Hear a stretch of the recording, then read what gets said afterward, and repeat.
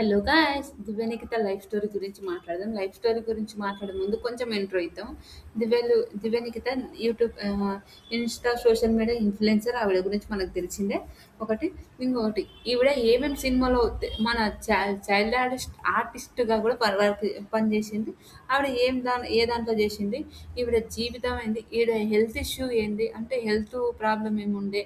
తన తర్వాత ఆవిడకు అంటే ఆమె లైఫ్ స్టోరీ ఏంది? వాళ్ళ అమ్మాయి ఏంది? వాళ్ళ నాన్న ఏంది? ఈవిడ ఎక్కడ పుట్టింది? ఏంటి? ఈవిడ లైఫ్ స్టోరీ గురించి తెలుసుకోవాలంటే 'బిగ్ బాస్‌లో' ఎలా ఉంది? ఇప్పుడు ఎలా ఉంది? ఎంబీబీఎస్ పూర్తి అయిందా? పూర్తి కాలేదా? భరణి గారితోని ఇంకా ఫ్రెండ్‌షిప్ ఉందా? లేదా? ఇవన్నీ తెలుసుకోవాలంటే నా వీడియో పూర్తిగా చూడాలి.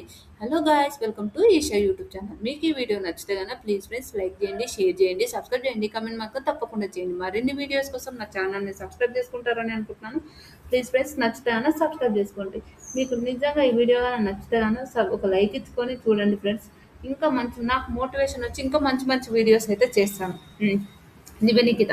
దివ్యనిఖిత మన 'బిగ్ బాస్' అగ్ని పరీక్ష నుంచి వచ్చింది. ఫస్ట్ మనం దివ్యనిఖిత ఏంటి? దివ్యనిఖిత గురించి ఏంటి తెలుసుకుందాం. దివ్యనిఖితది విజయవాడ. కానీ పుట్టి పెరిగింది మొత్తం హైదరాబాద్‌లోనే. తెలంగాణ హైదరాబాద్‌లోనే పుట్టి పెరిగింది.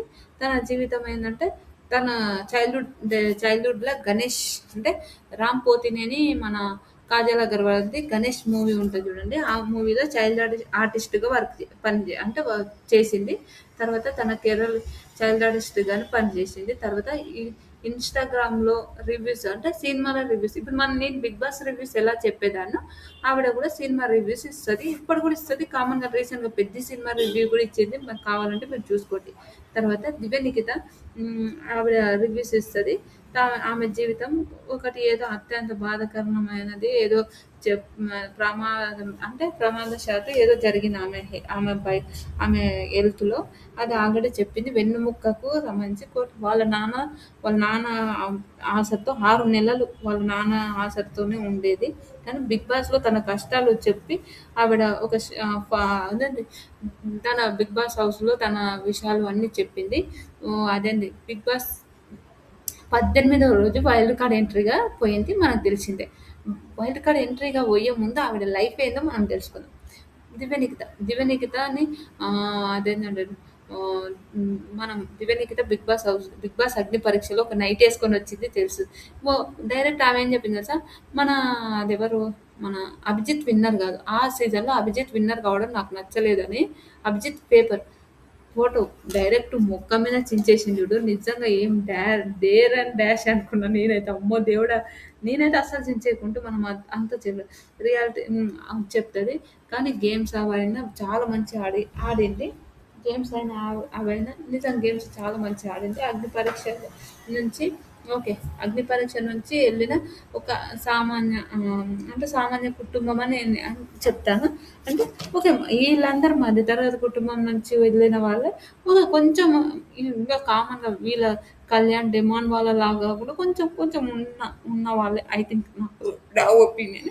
నేను బయట సెర్చ్ చేసినా కూడా ఆవిడ గురించి అంత కొంచెం కొంచెం వస్తుంది. అది అది తర్వాత హ్మ్. ఏపీలో పెరిగింది అది చెప్పాను గదా! ఈవిడ ఎంబీబీఎస్ చదువుతుంది. ఎంబీబీఎస్ ఫైనల్ ఇయర్‌లో ఉన్నప్పుడు ఫోర్త్ సెమ్ ఫెయిల్ అయితే అంటే ఏం లేదు మళ్ళా సప్లీ రాసుకుంటా అని చెప్పింది. 'బిగ్ బాస్' హౌస్‌లోకి మాత్రం వెళ్ళాలి అని చెప్పింది. అది మనకు తెలిసిందే. అయినాక 'బిగ్ బాస్' హౌస్‌లో దివ్యనిఖిత వంటలదైతే చాలా మంచిగా చేసింది.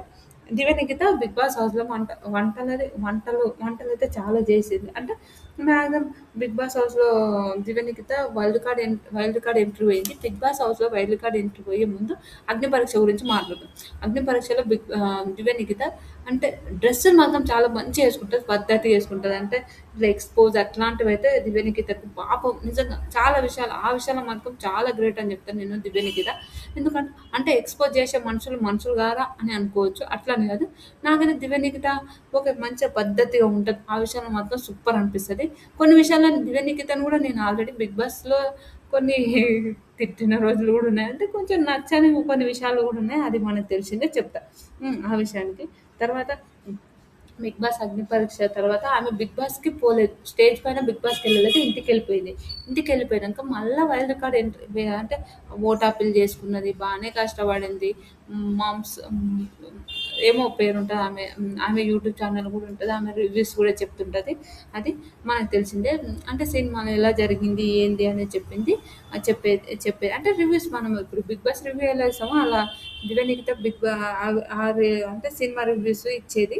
తర్వాత బిగ్ బాస్ ఆహ్, రెండో 18వ రోజు మన బిగ్ బాస్ హౌస్‌కి వైల్డ్ కార్డ్‌గా అగ్ని పరీక్ష వాళ్ళు నాగప్రశాంత్, మన అనుష రత్నం, నాగప్రశాంత్, అనుష రత్నము, మన ఇంకెవరు దివ్య నిఖిత, ఇంకెవరు షాకిబ్ వీళ్ళందరూ వెళ్ళిపోయారు. వీళ్ళందరూ వెళ్ళాడు. వీళ్ళందరూ వెళ్ళి ఎవరు రావాలి, ఎవరు రావద్దని ఓటేయమని చెప్పిండ్రు. ఎక్కువ ఎవరు రావద్దని ఓటేసారో వాళ్ళనే బిగ్ బాస్ వాళ్ళని పిలుస్తారని మన అందరికీ తెలిసిందే. కానీ ఆడ బిగ్ బాస్ ఉన్నోళ్ళకి తెలవలేదు. అయినాక ఎవరు రావద్దని ఓటేస్తే దివ్యనిఖిత రావద్దని చాలా మంది ఓటేశారు. దివ్యనిఖితనే వచ్చింది. అది మనందరికీ తెలిసిందే. దివ్యనిఖితనే వచ్చింది. మనందరికీ తెలిసిందే. తర్వాత బిగ్ బాస్ హౌస్‌లోకి వచ్చింది దివ్యనిఖిత. దివ్యనిఖిత వచ్చినాక ఆల్రెడీ వాళ్ళ ఫ్రెండ్స్ ఉన్నారు. వాళ్ళ ఫ్రెండ్స్ ఉన్నా కూడా దివ్యనిఖిత రావద్దని ఓటేసిండ్రు కాబట్టి ఓకే. నేను రావద్దని ఓటేసారు ఆల్మోస్ట్ అందరూ. చెప్తా అని అనుకుంటది. టెండెన్స్‌లో ఒక అవుతది. అంటే వాళ్ళు బయట ఉంటారు కదా! టెండెన్స్‌లో వాళ్ళు పోయి వాళ్ళ దగ్గర పోయి ఉంటది. వాళ్ళ దగ్గర పోయి ఉంటే కూర్చుంటది. కొద్దిసేపు మాట్లాడుతుంటే వచ్చిన రాత్రికే పాపం అంటే కామన్‌గా వాళ్ళందరూ ట్రయాంగిల్ లవ్ స్టోరీ.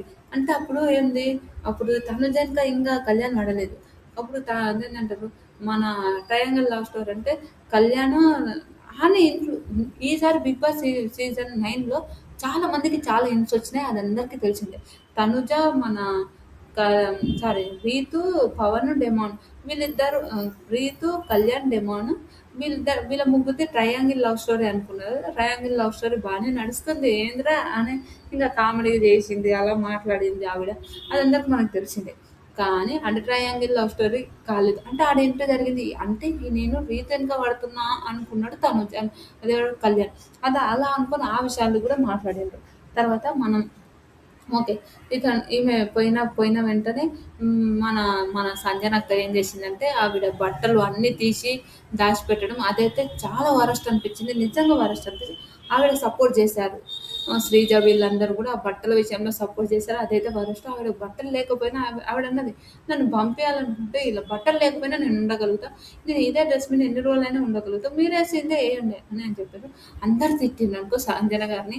ఏంది మీరు ఇలా చేస్తున్నారు? ఇది చాలా తప్పు. మీరు ఇలా చేయడం చాలా తప్పని అందరు తిట్టిండ్రు. తర్వాత కొంచెం సేపటికి ఆవిడ బట్టలిచ్చారు. ఎవరెవరున్నారు చెప్పండి. మీరు చెప్పండి అని అంటారు.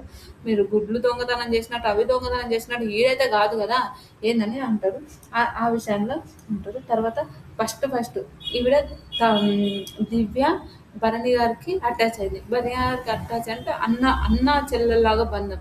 కానీ ఎప్పుడు అన్న అనకపోవడం వల్ల దివ్యనిఖితని భరణి గారిని చాలా వాళ్ళు దివ్ దివ్యనిఖితకు భరణి గారు ఫ్రెండ్ లాగా ఉండడం వల్ల వాళ్ళకి బాగా ట్రోల్స్ వచ్చాయి. అదంతా మనకు తెలిసిందే.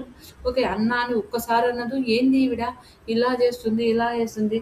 తండ్రి కూతుర్ని విడదీసింది అని ఒక థాట్‌తోనే అలా మాట్లాడారు. చాలా వాళ్ళు కానీ దివ్యనిఖిత భరణి గారిని సొంత అన్నలాగా అనుకున్నది. బయటకొచ్చినాక కూడా చెప్పింది. వాళ్ళ అమ్మ కూడా చెప్పింది. ఆ విషయం మనకు తెలిసిందే. సొంత అన్నలాగా అనుకున్నది. కానీ వాళ్ళిద్దరికి అంటే దివ్యనిఖిత ఏంటంటే ఇప్పుడు కామన్ నాతోని మాట్లాడితే నాతోనే ఉండాలా అనే ఒక ఫీలింగ్‌తోనే భరణి గారితోని చాలా మంచి ఫ్రెండ్‌షిప్ చేసింది. ఆ విషయానికి చాలా ట్రోల్స్ అయిపోయినాయి. ఎందుకు ఈవిడ ఒక్కసారి కూడా అన్న అనలేదు. ఒకటి మీరు అన్నది గానీ ఏ రోజు అన్న అనలేదు. అది ఒక్క విషయానికి మళ్ళీ లోపల అన్నదో లేదో మనకు తెలవదు గానీ బయటికొచ్చినాక ఆ మాటలకు కొంచెం అందరూ అన్న అనలేదని అన్నారు. మళ్ళా లోపల అవి కట్ చేసిండ్రా, అన్న అన్నదని కట్ చేసిండ్రా ఏమైందో తెలవదు. అది మన భరణి గారి నుంచి నిఖిత గురించి తర్వాత మాట్లాడదాం. దివ్యనిఖిత, దివ్యనిఖిత, డెమాన్ బయట చాలా మంచి ఫ్రెండ్స్. హ్మ్. లోపల కూడా మంచి ఫ్రెండ్సే. అంటే క్లోజ్‌గానే ఉంటుండ్రు. ఇద్దరు వంట చేసుకుంటా కాముషగా ఉండేవాళ్ళు. అది విచిత్రం అనిపించేది నిజంగా. వంట చేసుకుంటూ అంతా మాట్లాడేవాళ్ళు కాదు. ఓకే మాట్లాడారు. కానీ ఇద్దరు మాత్రం గొడ్డు కష్టం అనుకోండి. 'బిగ్ బాస్‌లో' వచ్చిన రోజు నుంచి లాస్ట్ దివ్యనిఖిత పొయ్యే వరకు వంట చేసి పాపం రా బాబు! గొడ్డు కష్టం చేసిందనుకుంటా. నేనైతే అంతే అని చెప్తా. హ్మ్. అలా వీళ్ళిద్దరు మంచి ఫ్రెండ్స్. కానీ వాళ్ళు అదేంది దివ్యనిఖిత, డెమాన్ మంచి ఫ్రెండ్స్. కానీ వాళ్ళు ఏందంటే ఓకే. అంత మాట్లాడేవాళ్ళు గాదు. ఏంది మీ మూగ సైగలా అని వాళ్ళ అమ్మ గూడా దివ్యనిఖిత వాళ్ళ అమ్మ వచ్చినప్పుడు అంటుంటే, డెమాన్ ఇది నువ్వు ఇది తప్పు. కానీ డెమాన్ విషయంలో చాలా సపోర్టబుల్‌గా ఉండేది. నాకైతే చాలా చాలా మంచిగా అనిపించింది.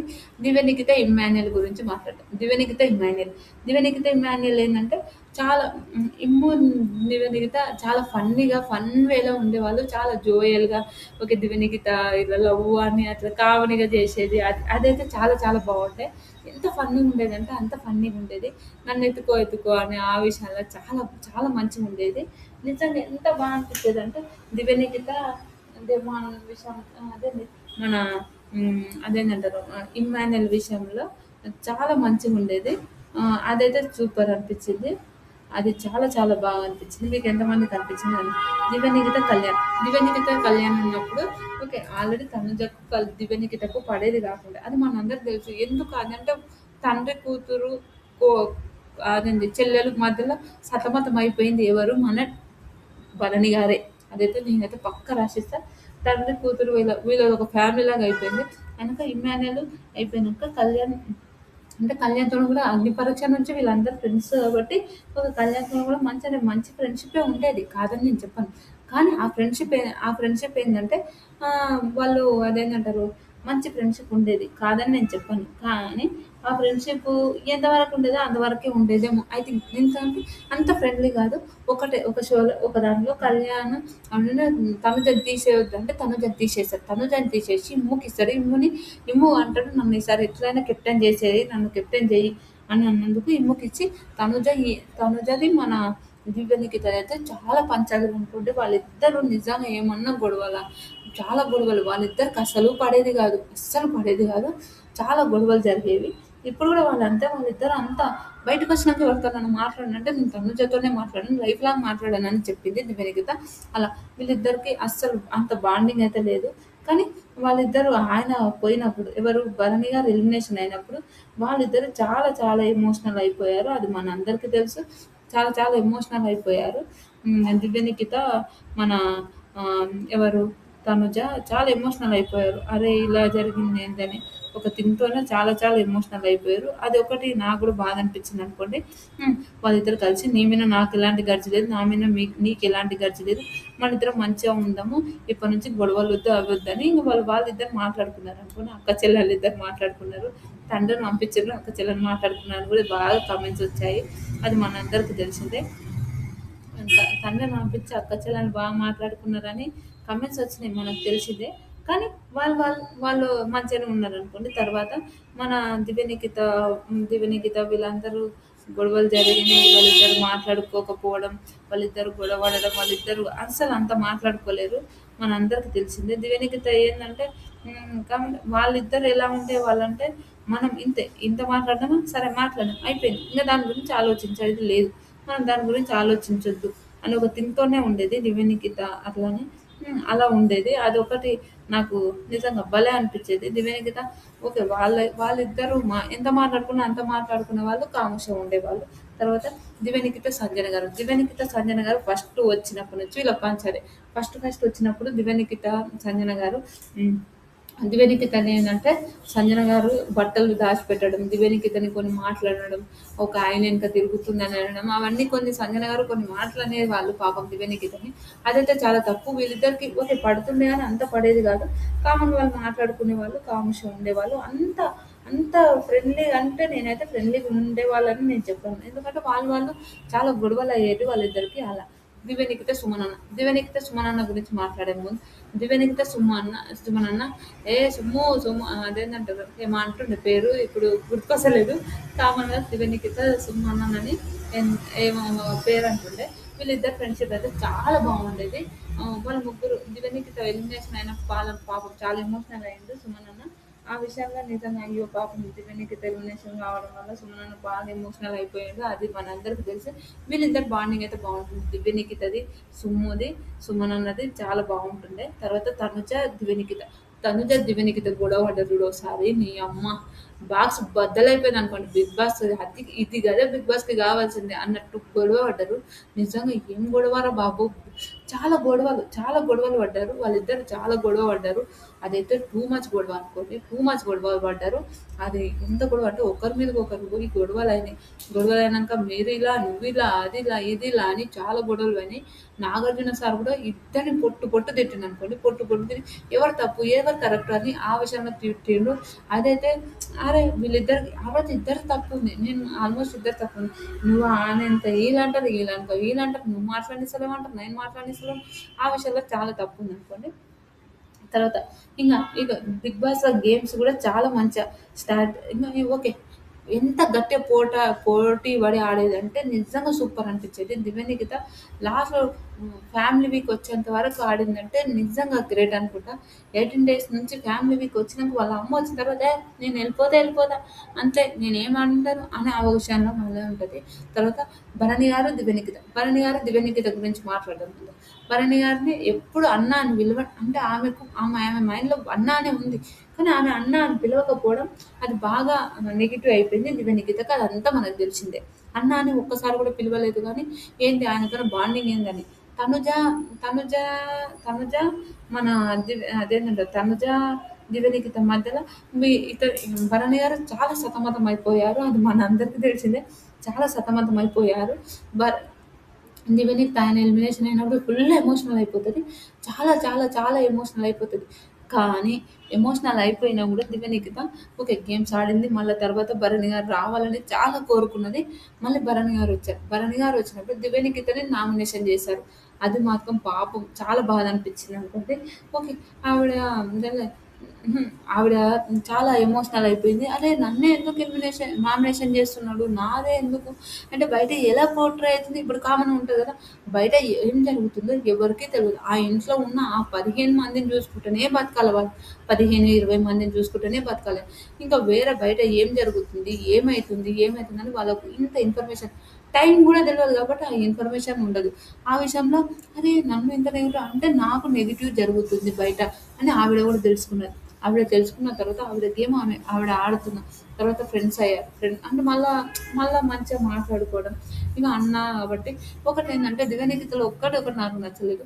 ఆయనకు హెల్త్ ఇష్యూ ఉన్నప్పుడు ఆయన మంచి హాస్పిటల్ తీసుకొని పోయి ఆయనను చూపించి హాస్పిటల్ కంటే 'బిగ్ బాస్' ఆడు వరకు పోయి ఆయన కూతురుకి బోన్ ఏదో అయినప్పుడు కూడా ఎంత చూసుకుందంటే అబ్బా! ఎంత ప్యాంపరింగ్‌గా చూసుకుందంటే ఒక సొంత అన్న ఉంటే మన నాన్న మనకేమైనా అయితే మన నాన్న ఎంత చూసుకుంటాడో అంత చూసుకుంది దివ్యనిఖిత. ఆ విషయంలో మాత్రం దివ్యనిఖిత సూపర్ అనిపించింది నాకు. సూపర్ అనిపించింది. కానీ మన భరణి గారికి కూడా దివ్యనిఖిత అంటే ఒక చెల్లెల్లాగా చాలా ప్రేమ ఉంది.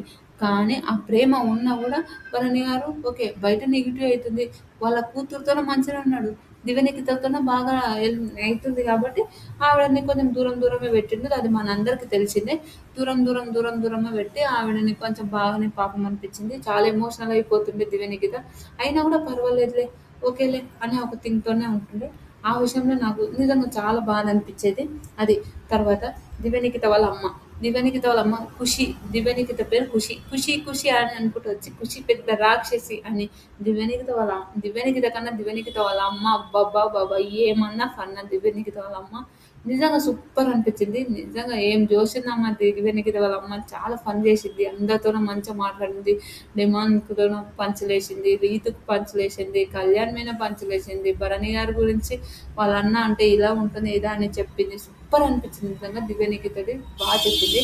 దివ్యనిఖిత చాలా అవమానాలు గూడా పడ్డదనుకోండి. ఎందుకు ఆ అవమానాలు పడ్డదని అంటున్నా అంటే భరణి గారు వాళ్ళ ఫ్యామిలీ వచ్చినప్పుడు పాపం నిజంగా దివ్యనిఖితని ఎట్లా అన్నారు నాకు నిజంగా చాలా వరస్ట్ అనిపించింది. అంటే వాళ్ళ వైఫ్ వచ్చి వాళ్ళ కూతురొస్తది. భరణి గారు వాళ్ళ కూతురొచ్చేది. భరణి వాళ్ళ కూతురొచ్చినప్పుడు కూడా దివ్యనిఖితని ఓకే.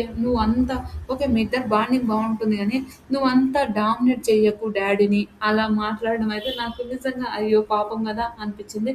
అరే! నేనే డామినేట్ చేస్తున్నట్టు అనిపిస్తుందా? నేనే అట్లా అన్నట్టు అనిపిస్తుందా? అని ఇంక దివ్యనిఖిత కూడా అనిపిస్తదా? వాళ్ళ అమ్మ స్టేజ్ పైనకొచ్చినప్పుడు మాట్లాడినప్పుడు, అలా నేను చెప్పొద్దు గానీ అలా ఉండకమ్మా. అంత డామినేట్ చెయ్యకమ్మా. నా కొడుకుని అన్ని మాట్లాడకమ్మా అని అంటది. అప్పుడు కూడా పాపం నేనే తప్పు చేస్తున్నా, నేనే మాట్లాడుతున్నా అని చాలా ఎమోషనల్ అయిపోతది దివ్య నిఖిత పాపం. ఎనక భరణి గారితోని అంటది, "నేనేం చేశానండి? నన్నే మాట్లాడుతుండ్రు. మీ కూతురొచ్చి నన్నే అంటది. నా ఫ్యామిలీలో మీ ఫ్యామిలీ మీ మదరొచ్చి నన్నే అంటది. నేనేం తప్పు చేశానని" పాపం చాలా ఎమోషనల్ అయిపోతది. నిజంగా దివ్య నిఖిత మాత్రం ఒక నిజంగా సూపర్ అనుకోండి. గేమ్స్ అయినా, అవైనా ఎంత స్ట్రాంగ్‌గా గేమ్స్ ఆడుతుందంటే అబ్బాయిలు గూడా భయపడుతుండ్రు. అంత స్ట్రాంగ్‌గా గేమ్స్ ఆడుతుంది. ఒక బెడ్ టాస్క్ ఉంటది. మీకు అందరికి గుర్తుంటది. బెడ్ టాస్క్‌లో మాత్రం ఎంత గట్టిగా ఆడిందంటే అంత గట్టిగా ఆడింది. సూపర్ అనిపించింది నాకు దివ్య నిఖితని. నిజంగా ఆ విషయం మాత్రం దివ్య నిఖిత హైలైట్. నిజంగా బెడ్ టాస్క్‌లో దివ్య నిఖిత ఏమన్నా గేమ్ ఆడింది. అది ఇచ్చి పడేసిందనుకోండి. Super, super, super. బయట దివ్యనికిత గురించి దివ్యనికిత బిగ్ బాస్‌లో ఫ్యామిలీ వీక్ అయిపోయిన తర్వాత నెక్స్ట్ వీక్ ఎలిమినేషన్ అయింది. పాపం ఎమోషనల్ అయిపోయారు. మన భరణి గారు కూడా ఎమోషనల్ అయిపోయారు.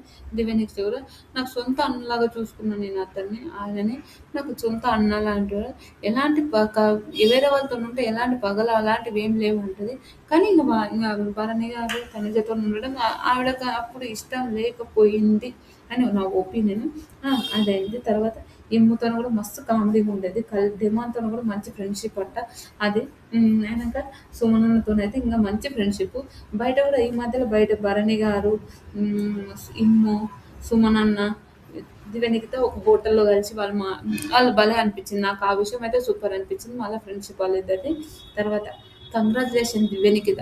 ఎందుకు కంగ్రాచ్యులేషన్ దివ్యనికిత అంటే డాక్టర్ అయింది దివ్యనికిత. అంటే ఇప్పుడు డాక్టర్ అయిందంటే ఎంబీబీఎస్ కంప్లీట్ అయిందంటే డాక్టర్ అయిందంటే సూపర్ అనిపించింది. నాగార్జున సార్ కూడా అడుగుతాడు డాక్టర్ కంప్లీట్ అయిపోయిందంటే అంటే ఆ ఫినాలే రోజు గేమ్స్ అని ఇప్పుడిప్పుడు అప్పుడప్పుడు ఒకసారి ప్రమోషన్స్ అంటే ఏదో సీరియల్ అనుకుంటే ఆ సీరియల్ ప్రమోషన్కి అయితే వచ్చింది. అంతే బయట ఏమో అంత కనిపిస్తలేదు. ఓకే కంగ్రాచులేషన్ దివ్య నిఖిత మీరు డాక్టర్ కావడం హ్యాపీ. మీరు బిగ్ బాస్‌లో కూడా చాలా బాగా ఆడారు. నిజంగా సూపర్ అనిపించింది. నాకైతే చాలా చాలా బాగా అనిపించింది. నెగటివిటీ ప్రతి ఒక్కరికి నెగటివిటీ వస్తది. పాజిటివిటీ వస్తది, నెగటివిటీ వస్తది. మీకు అలా వచ్చిందనుకోండి మీరు నాతో నిజాయితీగా ఉన్నారు. చాలా మంచిగా గేమ్స్ ఆడిండ్రు. నిజంగా మీకు చాలా మంచిగా మీ దివ్యనిఖిత ఫ్యాన్స్ ఎవరైనా ఉంటే ప్లీజ్ కామెంట్ చేయండి. అలా అని అందరికి కామెంట్ చేయండి. దివ్యనిఖిత గేమ్స్ ఎలా అనిపించింది? ఆమె లైఫ్ స్టోరీ ఎలా అనిపించింది? ఆమె చైల్డ్ ఆర్టిస్ట్‌గా ఉన్నది. మీకు ఎంతమందికి బాగా అనిపించిందో కూడా ప్లీజ్ కామెంట్ చేయండి. ఇలాంటి వీడియోస్ మరిన్ని కావాలంటే నా ఛానల్ లైక్ చేయండి, షేర్ చేయండి, సబ్స్క్రైబ్ అయితే అందరూ చేయండి. ఇంకొకటి దివ్యనిఖిత కంగ్రాచులేషన్స్. బాయ్.